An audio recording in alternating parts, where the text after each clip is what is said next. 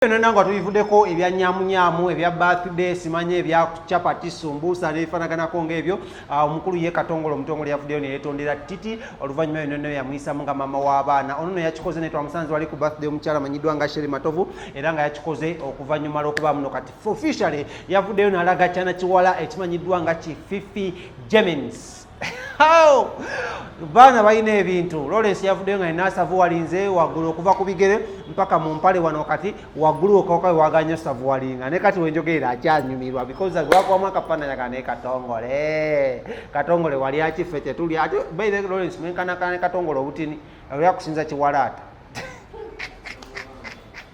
awanvu ayinza okubeera musingawo katonoko naye nga munnange ebyo byenjagala okutuusako ye Katongole yavudde munyuga ye Katongole ono yavayo naye awukana ne mukyala we gwe bali bamazina y'ebbanga eddene nnyo ngaero namanyiddwa nga Titti ngono mukozi wali waku 89.2 Kyabasa Emanduso radio y'omuvubuka ow'omulembe Omutebi era ng'akola n'omukulu amanyiddwa nga Dr. Kwefulukuta era nga bakola malidadi sana nnyonyo ono nonno bamubbako ne bamutwala ne bamuwasa ekisajja musajja omugagga omwana mu Kampala gwe sijja kwogera amanya abagagga si bangu kanjagere ku baserebu baffe betumanyi kati munnange nno okunyumiza kituba tuli awo ku Sande nga tulinze omu ku bagole ku bagenyi abayita nga tulaba Markex ng'eyingirawo tugenda okulaba Markex ya Silver yagiramu eri endala ey'omukyala tugenda okulaba nga ya white haliya eya Fifi Gemins eyingira nengamba nene motoka esagambe ne motoka tugimanye eno Smith koze yeyo Katongole ng'avaamu agenda ovaamu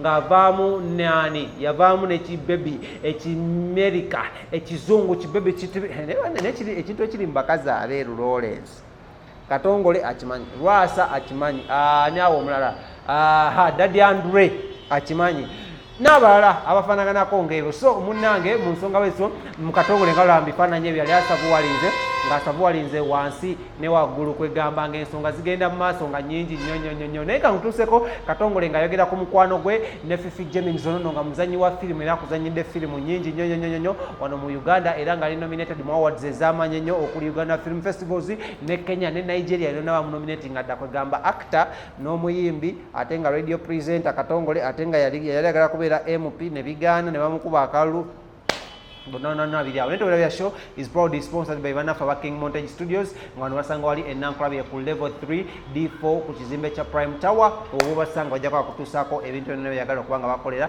naddala ebintu ebikwatagana ne videography ne photography mukolo kwanjula mbaga birthday bw'oyagala kalango naddala mu abasawo abaagala obulango mugende mujja kusangayo abantu bangi nnyo bebeere nga bakwasaganya ate awo wennyini ku King Montage Studios. Amanya nze King Smith katugende ewa Katongole Omutongole then tukomeona amala mangi nnyo Wow. Thank you so much.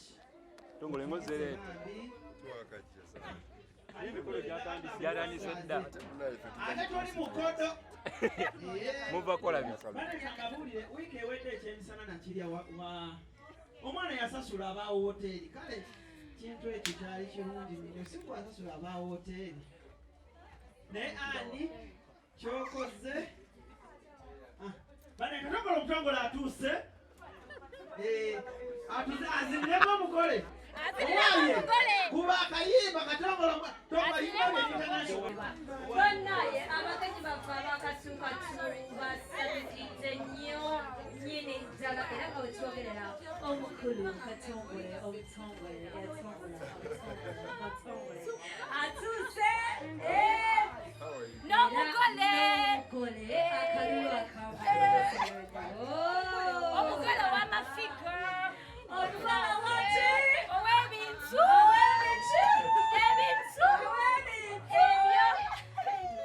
obujungu Katongole Omutongole tusanze okulaba n'omugole era nga mutuukidde munaaye nga tuzanya akazannyo kano kagenda banyumira nnyo gwe n'omugole kakubanyumira nnyo omugole adde waatuule maama wabadde tusale keeki akagundi tujja kwongerayo akazannyo si kyo jogedde bubi si kyo Karo alina amakulu mangi nnyo bagenze Carol Stella Peace amakulu tulina mangi nnyo ne bannange ba Mary abatambudde boka n'abalala bangi nnyo naye Katongole ye atusinzeko ku mulundi guno nabo ng'atambudde n'ekyebeeyi engalo ez'amaanyi basebonebo waliwo abaalumwa engalo ez'amaanyi eza Katongole mbadde ŋŋamba engalo ez'amaanyi eza Katongole Omutongole ne mukyala we obadde okimanyi ojazikuba wange obadde okimanyi nti no wetwabadde ku mukolo ogwa batideri eya Sheri Matogo twabadde tuli awo nga Katongole lwaki talina purinti muko ziri ze bagamba laba omwana gwe anange katsi ono mwana wa 3D omulala mu HD bwanyiga akaba mukabi Katongole yalitatira ku mwana wati naye nakuzina akoyereketa nyongera w'omulava omugole amuli okumpi Teacher, are we good to go? I want to get out Sheri.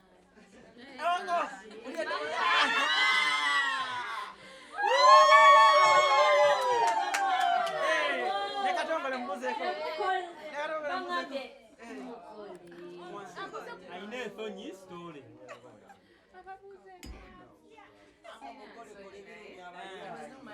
amukwasiza bannange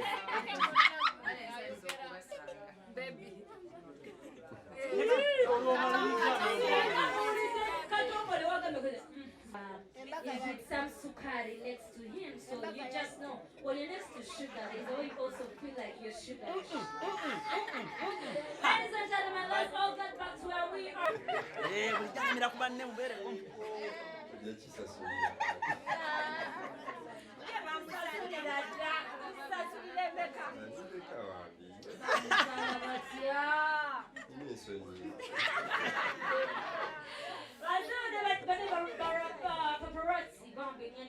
You guys should be here because paparazzi are usually not. Yakwekwekerera so yeah mkyala wange kitegeeza obwenzi wabumaze ekyo gwokimanyi munnaye anti omanyi bye mwogerako ebiseera ebisinga mu mawulire bye mulowooza nti webiba naye nga sibe kiba munnaye kubanga nze ni mukwano gw'abangi mukwano gw'abayimbi bangi bwe muze mwogerako bonna mikwano gyange ate nga mulowooza bakazi bange kubanga temumanyi ono nga baani bakuresikani bazani brown byonna mikwano gyange naye ate mulowooza nti bakyala bange ba Sheri Matovu bonna mikwano gyange Rebecca Jingo bonna mikwano gyange nkugamba mikwano gyange bo bibalowooza okitegedde nti bakazi bange naye nga te mikwano gyange ne Graskani mwali mwabo Graskani mukwano gwange si mukazi wange naye bagamba nti mukazi no azini mmwe bye mulowooza nkuwadde lisiti gye mulowooza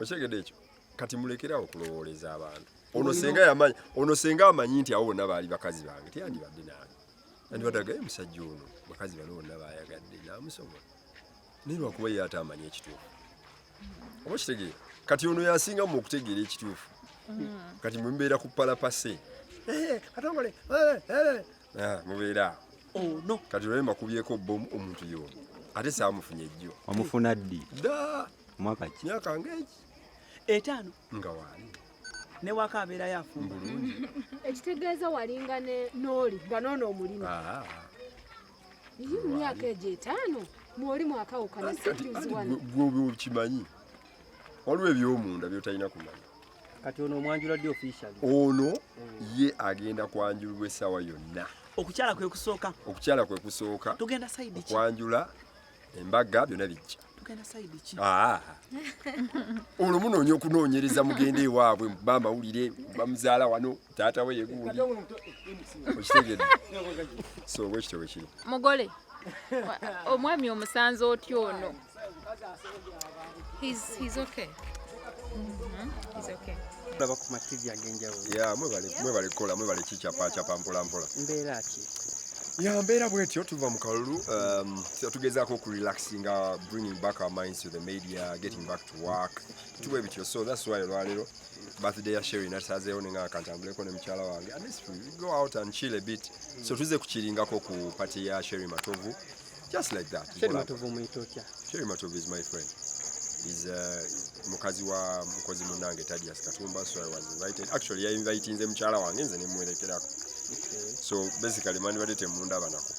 Naye wakuba nagaye kankuwerekereko. Nange njagala mperekereke wa Sherry. So Sherry is a friend to my wife, so that's why we are here. Kyogamba ebiseera byonna obadde ng'otambula ne mukyala wo. Oli omukadde nga tubadde tukulanga otambula naye. Aliwa. Oli omukadde? Era twatambulanga ate ebyo bikadde. Ebikadde byaliwo byange. Omukadde tomumanyi? Okitegeera. Muno amba bakunoonya ebigambo. Baveeko. Bano. So ebyaliwo byaliwo. But just wakuba nti nze mumanyi sitera nnyo okutambula na muntu gwe njagala okujjako ng'era yoyo nti yali mutuufu. Okitegeera. Gwe nali ntambula naye era yoyo gwe mbadde mubuuzaako yafuna omwami we ne bawasa ne begenda mu maaso n'obulamu bwabwe. So at this moment right now okuddamu okundaba nga ntambudde n'omuntu, it is her because I find her the right person for me and she finds me the right guy for her. So we are moving on mpola. Mwesinkanya mwaka ki? Emyaka nabagambye emyaka giwerako nga begako. It's not to today. So recently we are celebrating our 20 years in the media. It was last year actually. So tubadde not less than 5 years, I think. 4 or 5 years there. Myaka etaano? Yeah. Okay, netaano. Tujjukiranga wali okyali eyo. Gwe akalaba ng'ekyakalibeerawo. Gwe kati olaba ng'ekyakabeerawo kubanga ondaba akyali ono gw'olaba buli lunaku because osiiba ondaba mu media, but myaka gyetoolodde. Okay, omukyala amanyi? Fifi Demons. Fifi ki? Amannya ag'abazungu. Si munnayuganda nnyo kiri awo. N'oluganda lw'endowooza mulaba si. Wakowa bali abali. Mujja nnoonyereza naye nga ye. Bwe kyolina omanya she's a movie star. Azanya film, so she's very, very talented when it comes to movies. And you're yet to see her on bigger screens. And TV zonna mujja kuba mwongera omulaba. Katongole ebbanga lyewakamala n'omukyalo oyo omufunye mbuzibu kigomba. Tewali buzibu. Hena ndibadde nkyali naye. Nze simulaba mu buzibu. She's very hardworking, she's very loving, she's very caring. Yeah, she has always been there for me. She can do anything for me. So ebbanga lyemwakabeera naye emyaka etaano okwanjula kwa ddi? Suubira ebbanga. Bijja babu. We shall tell you. So just be patient. Ebijja kujja. Ate eby'abaana temunazaala? Eby'abaana bajja kujja nabo. Naye tulina abaana abakawulo. So but go waffe biologically we shall have one. Myaka etaano mukasa nakuzaalira mwana. Oli musajja muganda. Nteekateeka. Tulina abaana betulabirira ssebo. Ffe tetwagala kulabirira bwana bugenda kubeera ku street nga mwambadde engoye ezayulika. Obwana obulina obunyira nga butambula ku street. Ebyo nedda. Anko Katongole. Zaala omwana wo ng'osa omulabirira. Anko Katongole. Wamusinkana wa mu kibaala? Lwaki? Bw'abawo basinkana wa. Muganda wange n'omukyala mubenako. Ffe gye twerabira ffe tumanyiyo. Musegeera munoonya okunoonyereza munaatera okugamba nti alayika yamubba ku gundi. Why? Muleke. Wange. Ate bano badde bakusibako bagwesikaani ba. Ebyo mikwano gyange bambi. They are my friends. Oba just oyitawo buyisi just. Ate olaba abantu abo. Nti I personally support these young artists. There are female artists, male artists, all of them. Ate mukimanya I support artists. Lwakuba nti bambi bano abawala ebiseera ebisinga abawala abayimba. Babeera nnyo ate mikwano gyange nnyo. Baagala nnyo byenkola. Like nga bw'olaba fan base yange esinga okuba mu media y'abakyala. Abakyala banjagala nnyo. Kati wesanga nti abakyala n'abakyala abayimbi nabo ne bagwa mu eyo category. Nabo ne banjagala nnyo olw'ebyo byenkola ku TV ne radio. So they become my friends. Toyinza kwagala ono n'oli bw'otyo. Nolowooza nti osobola okubeera n'omuntu. Nkugambye mwategeera oli. Kati muzzeemu okutegeera ono. Officially Fifi. Fifi tuweeyo obugambo. Fifi tuweeyo ko obugambo butono. Saga mwogeze bingi. Si bingi ngijasa kwa obugambo. Tamanyi nnyo Luganda. Okay, I don't know what you want me to say, but all I can say is I'm his wife, he's my man. That is all. Okay. For how long have you been with him? For I think 4 to 5 years. Yeah, we are making the 50th year this year. Okay, kati okukyala kwa ddi Katongole? Okukyala. Mulinde this year. Mulinde. Omwaka guno. Mwezi. Jabagamba omwezi. Jabagamba. Okay. Teyanza. Kale nabo mwe bali.